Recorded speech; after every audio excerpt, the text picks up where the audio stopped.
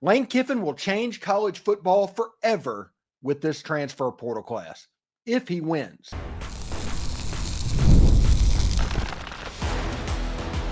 You are Locked On Ole Miss, your daily podcast on the Ole Miss Rebels. Part of the Locked On Podcast Network, your team every day.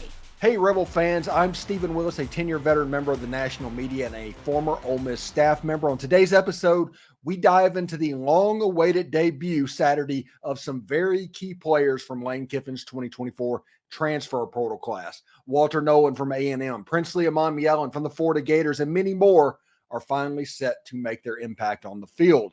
Lane Kiffin has assembled what could be the best Ole Miss roster ever through the transfer portal, and that has the potential to take over college football. It's immense, really.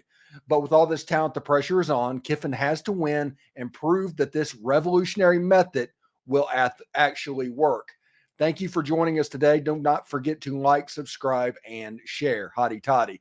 This is the Locked On Ole Miss podcast, your daily podcast on the Ole Miss Rebels, part of the Locked On Podcast Network, your team every day. We're free and available on all the podcast apps and on YouTube. Thank you for making Locked On Ole Miss your first listen every day.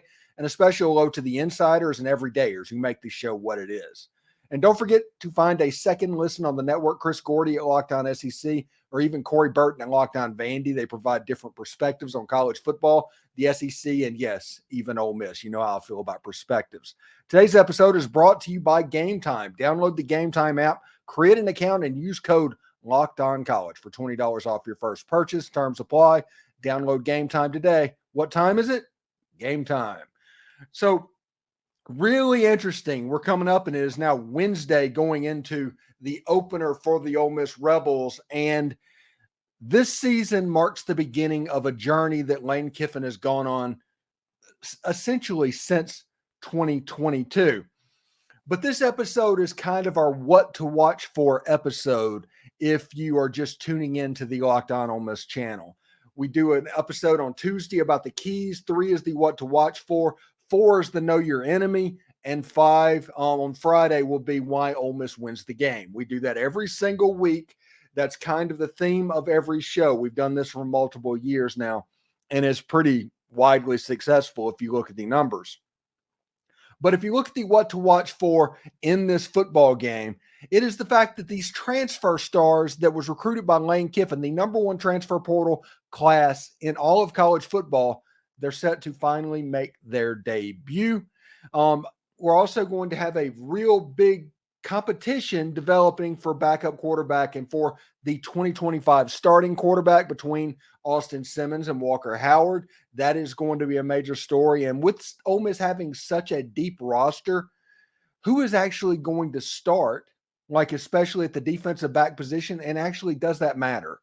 Those are the 3 things that you need to watch for in the Furman game. We're also going to talk about Chris Gordy's power rankings that he gave, and also Caleb Cunningham is going to be visiting for the Furman Ole Miss game.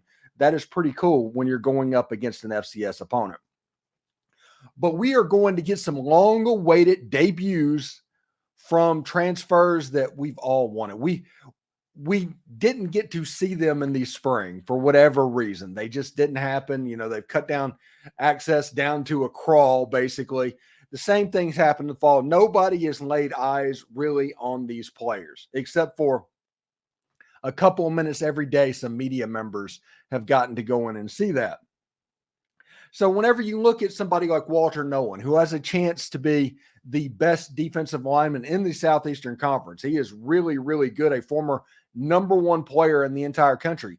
But we've not seen him in a red and blue jersey really let go. So we will enjoy watching him this weekend. And, you know, like Princely Umanmielen, I do not think Princely Umanmielen is going to be full go in this first game, but I do expect 10 to 15 snaps from him, even on the offensive side of the ball. Antwane Deuce Wells, who came over from South Carolina. He's another person that I believe is going to really break out. These were the top of a transfer portal class that Ole Miss fans have been wanting to lay eyes on, honestly, since December. Saturday, Ole Miss fans are going to get to see them play, and that is pretty cool. And that brings that is kind of the culmination of a 3-year process for Lane Kiffin. One that started out by accident whenever he lost Matt Corral. I believe even a year early. He had a COVID year. He decided to go pro. Whenever he lost Matt Corral, this started Lane Kiffin going into the transfer portal as a way to find players and eventually find depth. And to get to this point where 60-75% of the team is built off the transfer portal. It started with Jackson Dart whenever he was a freshman quarterback at USC. He was coached by Clay Helton, the head coach at Georgia Southern, by the way. And he was at USC, and they got rid of Clay Helton, hired Lincoln Riley. Lincoln Riley decided to bring in his own quarterback, and Jackson Dart could see the writing on the wall. So he immediately started looking for a new home. Lane Kiffin was all in on this because he knows he needed a quarterback because all he had on the roster at that time was Luke Altmaier. Lane Kiffin went all out for Jackson Dart and eventually ended up winning the race to get him and Michael Trigg. Michael Trigg's no longer with the program. He's at Baylor right now. But Jackson Dart came to Ole Miss. Ole Miss got Jared Ivey. Ole Miss got Jordan Watkins out of that transfer portal class, and that became a new toy for Lane Kiffin. He doubled up on it even a little bit more the following year, bringing in really great players like Trey Harris. Players that you can count on. Then they went in with Pete Golding, and they had a little bit of a struggle against Georgia. They had a little struggle against Alabama. So this year in the transfer portal, they went very Power 5 heavy, and got players that played against Power 5 opponents. So you see players like Walter Nolen, Princely Umanmielen, Lewis Moore, Chris Paul, Juice Wells, Nate Kalepo, Julius Bulow. There's a lot of people that have played Power 5 football, Diego Pounds, to kind of rework their offensive and defensive line. And it's got to the point where if you look at Ole Miss's roster, go to the OleMissSports.com webpage and look at the football roster, and you can see a list of former schools that that player played at, to where this roster is built very much on transfer players. So when this roster debuts, when Walter Nolen runs out there, Princely Umanmielen and Juice Wells, those guys go out there, it's the culmination of a 3-year process that was designed to rebuild the Ole Miss football program in a different way.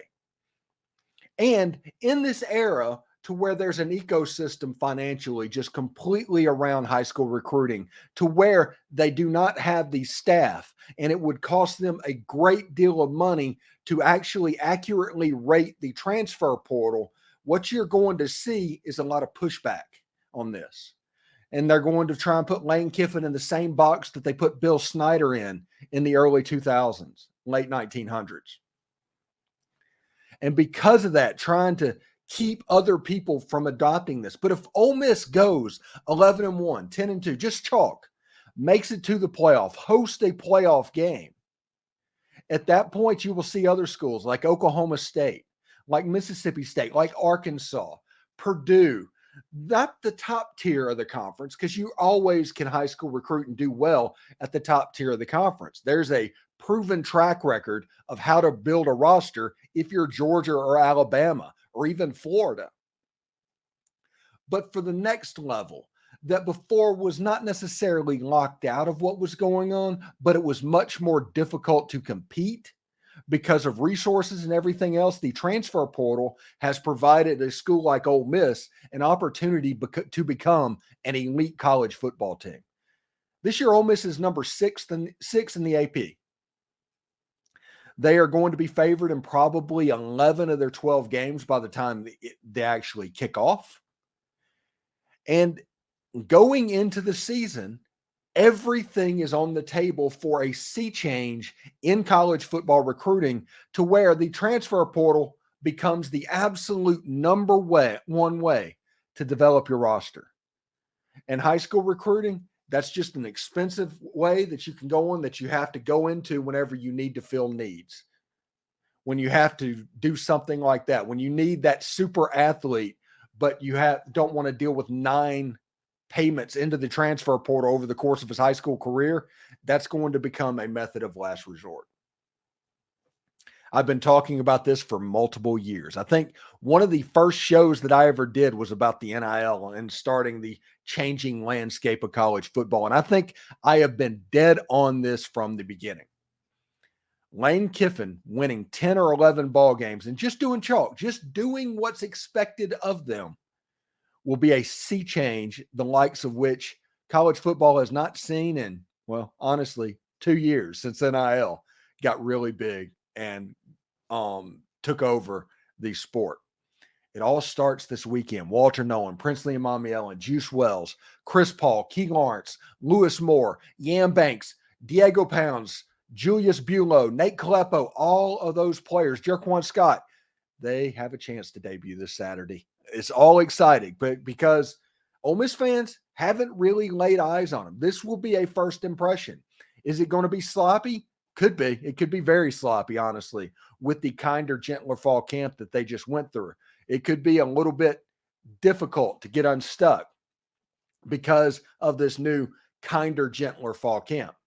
We don't know, but the talent is supposed to be there. Everybody's in love with this team, with the exception of Kirk Herbstreit. But we will see exactly how it goes for Ole Miss. Coming up next on the Locked On Ole Miss podcast, we're diving into a position battle that everyone will be talking about. This one, though, might not be shown until the fourth quarter. We'll tell you what we mean. Stay tuned. You don't want to miss this. You know, Game Time is your place to get Ole Miss tickets. You know, with killer last-minute deals, all-in prices, views from your seats, and the lowest price guarantee, Game Time takes the guesswork out of buying Ole Miss tickets. You know, there's not a bad seat in Vaught-Hemingway Stadium, but Game Time allows you to see exactly what the view is from that seat before you buy the ticket, before you check out. They have the lowest price guarantee, event cancellation protection, job loss protection. They really do take the guesswork out of buying Ole Miss tickets with Game Time. And with this being the most anticipated season in Ole Miss history, I might be able to even help you out with tickets. Download the Game Time app, create an account, and use code LOCKEDONCollege for $20 off your first purchase. Terms apply. Again, create an account, redeem code LOCKEDONCOLLEGE, all one word, for $20 off. Download Game Time today. Last minute tickets, lowest price, guaranteed. You know, you've heard us talk a lot about FanDuel. It's America's #1 sports book. But we have something a little bit different for you. Now through September 22nd, all FanDuel customers can bet $5 and get a 3-week free trial of the NFL Sunday Ticket from YouTube and YouTube TV. Then with a YouTube TV base plan, you'll be able to watch every regular season game Sunday afternoon out of market. All you need is a Google account and a current form of payment, and you can cancel at any time. You know, maybe you want to bet and use that $5 to bet the over-under on Ole Miss, which is currently at 9.5 wins, or Jackson Dart at plus 1,500 to win the Heisman Trophy. Now is your chance to make that bet, and you can get a YouTube TV Sunday Ticket free trial for it. So just visit FanDuel.com/lockedon to download America's #1 sportsbook. You know, college football is back, and it's not too late to catch up before the season starts. SEC, ACC, Big Ten, Big 12. Well, you can get it all now from Locked On's stable of college experts by subscribing to the Locked On College Football Podcast. Who has a chance to make the playoffs? What teams will cause chaos in their new conferences? SMU. Everything you need to know all in one place. Be sure to follow and subscribe the Locked On Ole Miss, our Locked On College Football Podcast. It's part of the Locked On Podcast Network, your team every single day. You know, there is something that we're going to be paying attention to in the ball game, and something definitely people need to watch for. And that is which backup quarterback comes off the bench first. You know, we talked about going back into spring, the competition for the 2025 starting quarterback position was already underway. Which quarterback and what does it look like with players sitting right now? We'll get to see all of that whenever they come onto the field. Lane Kiffin, Charlie Weiss Jr., and all of that. I've heard a lot of good stuff this fall in regards to that backup quarterback competition, I must admit, everybody seems to be enthralled with Austin Simmons. He is 6'5", 220 pounds, athletic, and might be the best pure passer of the football on Ole Miss's roster. Over and over again, my phone has blown up about what this kid has done during the fall. Now, I do not want to overreact entirely to all of that, because I will admit freely that the reason Walker Howard stuff might not be out there is because Austin Simmons is on the forefront of what Ole Miss fans are interested in. There, he's a baseball pitcher. Everybody knows Austin Simmons. He's the two-sport guy that graduated high school 2 years early. Everybody knows Austin's story. So I don't want to just discount Walker Howard and what's going on there. But I will admit that leading up, everything basically I've heard this fall camp has been Austin Simmons. Now we'll see exactly who goes in first in the Furman game. And honestly, it would be hilarious if Walker Howard was the backup quarterback and just ran in first after everything that was heard. But we'll see exactly how that goes.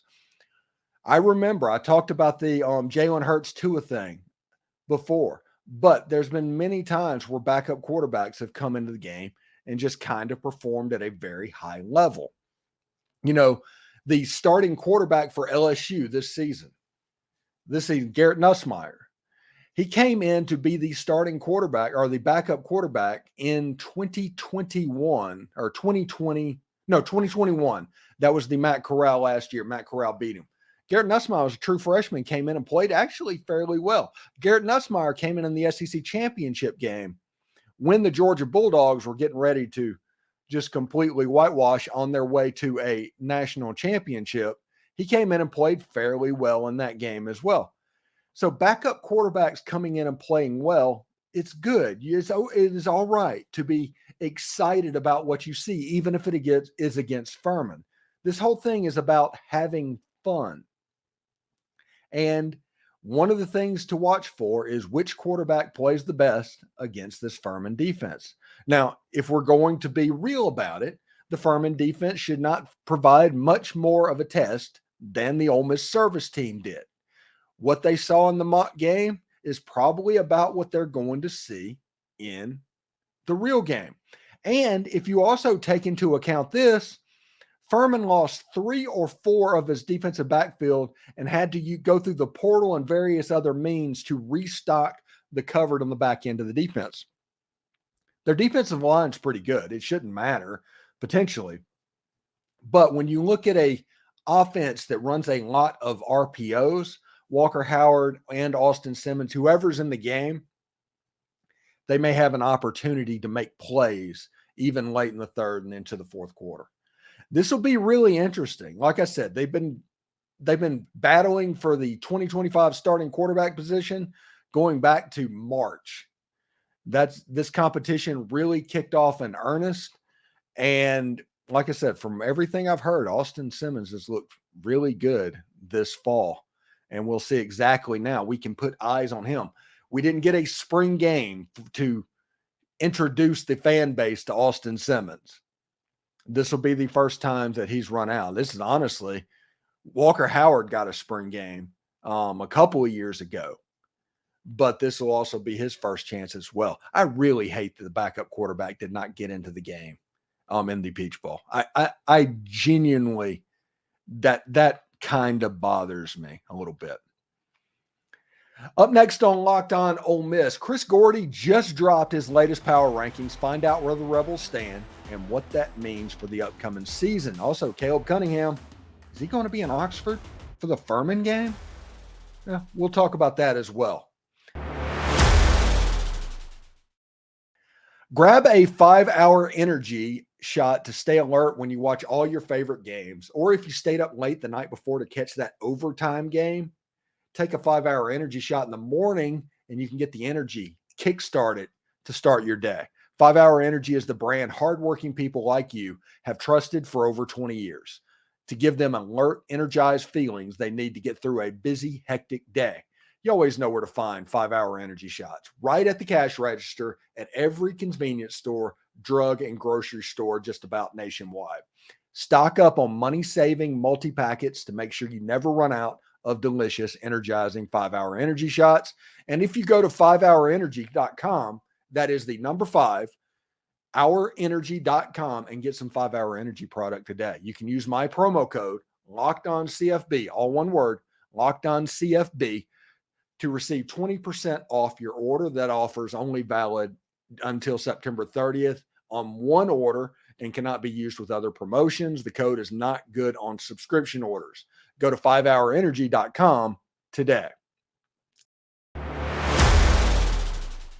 You know, really interesting stuff. The last thing that I want to talk about before we go into the Chris Gordy and Caleb Cunningham stuff is this game. One thing to watch for is who starts and who gets most of the playing time on the field of all the transfers. When you look at the defense, it's truly a 22 of players that could go in and out, and they might be rotating and changing up as they go during the season. But see who plays a good bit, see who plays where. It might be a situation where Trey Washington or somebody is lining up at free safety for a majority of the snaps during the game. Who is the alpha dog of that defense, and who do you need to pay attention to? This is potentially the most talented Ole Miss roster in Ole Miss history. And so in that level, with the number of players that are starting level players, it'll see who is interesting to see who is going to go on the field. Now, the next thing we have is the SEC rankings done by our very own Locked On SEC's Chris Gordy. These are what he looks like the 16 team is going to be, league is going to be. Number 1, the Georgia Bulldogs. Number 2, the Texas Longhorns. I have no problems. Alabama, I just don't know. I need to see Alabama, especially at the quarterback position. Ole Miss at number 4, I'd probably flip Bama and Ole Miss. Actually, I'd probably flip Bama and Missouri too, because I think Missouri is going to be pretty good. They're number 5. LSU's number 6. That might be a little bit overrated. Tennessee's 7. Oklahoma's 8. It's about right. A&M's 9. It's about right. Auburn might be a little bit high at 10. Kentucky might be underrated a little bit at number 11. Florida might be a little bit underrated at 12. They might be the best team in the state of Florida. Arkansas is at number 13. South Carolina is at 14. Mississippi State's at 15. And Vandy is at 16. The interesting thing on Ole Miss's schedule is they play number 1. Okay. They play number 6, number 8, and then they go 11, 12, 13, 14, 15. Pretty much a good deal for Ole Miss football. They have a nice, I don't want to say kinder, gentler schedule, but that's a pretty good list. Chris Gordy is going to be doing his power rankings over the course of this season quite a bit. We're going to feature them on our program as well, and we're going to do it on the What to Watch For episode if he gets it done. So it should be pretty interesting indeed. Now, the last thing before we get out of here is that Caleb Cunningham is expected to be at Ole Miss for the Ole Miss Furman game Saturday. Now, Caleb Cunningham is from Choctaw Central, which is roughly about the same distance between Tuscaloosa and Ole Miss. It's not a hard drive to either locations, is my point. Mississippi State's completely in his backyard too. So him going to the Furman game as opposed to seeing an FBS game between Alabama and Western Kentucky, which is supposed to be a better football game, is an excellent sign for the Ole Miss Rebels in the pursuit of Caleb Cunningham. Now, we have gotten to the point of follow the visits. That's what you need to do. You need to pay attention to who's on campus at your institution. If you do that, you'll be able to see exactly where they're going to sign with potentially. Caleb Cunningham showing up on his first trip, that's kind of a big deal. And it means Ole Miss has more of a chance than, heck, even we thought they did. And it's gotten to the point to where I don't think I would be totally surprised if Ole Miss ended up doing a trifecta of Caleb Cunningham, A.K. Deere, and Deuce Knight.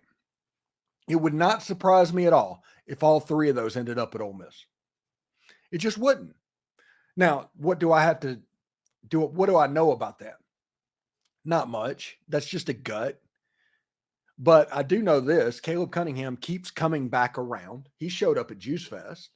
Deuce Knight, even though Notre Dame has their no visit policy, has snuck visits to Oxford, Mississippi. And we all know that A.K. Deere has already been committed to Ole Miss previously. So would it really be surprising if they all ended up flipping to Ole Miss in the end? Wouldn't be surprising to me. Kind of an interesting type situation. Anyway, I think we're going to talk to Brad Logan. We talked to Brad Logan last night, especially about attendance. The SEC games are just about all sold out. I'm curious to see if he knows where the Furman game sits and all of that. So check that out. That's last night's live show. But that should be pretty interesting to see exactly where that lands. Thank you for making the Locked On Ole Miss podcast your go-to source for Ole Miss sports. We pride ourselves on offering the most comprehensive perspectives, which is why we're the #1 Ole Miss podcast. Your support means the world to us. Thank you for making Locked On Ole Miss your first listen every day. Now go check out Locked On College Football Podcast. From NIL deals to never-ending conference realignment rumors, Spencer McLaughlin gets you ready for an exciting season on the gridiron. You can find a link on the Locked On College Football in the description down below, so you don't even need to do a search. It's part of the Locked On Podcast Network, your team every day. Also, exciting news. You can now become a member of the Locked On Ole Miss Insider Program, the best and easiest way to stay updated on all things Ole Miss sports. Our texting program sends you notifications on anything relevant that happens to Ole Miss without all the hassle of message boards filled with trolls. You know, when you kind of try filter through there to figure out stuff that's relative. We're adding new perks as we grow, so do not miss out. The link is down in the description. For those of you watching on YouTube, we will send you to Locked On College Sports right now. Hotty toddy, everyone.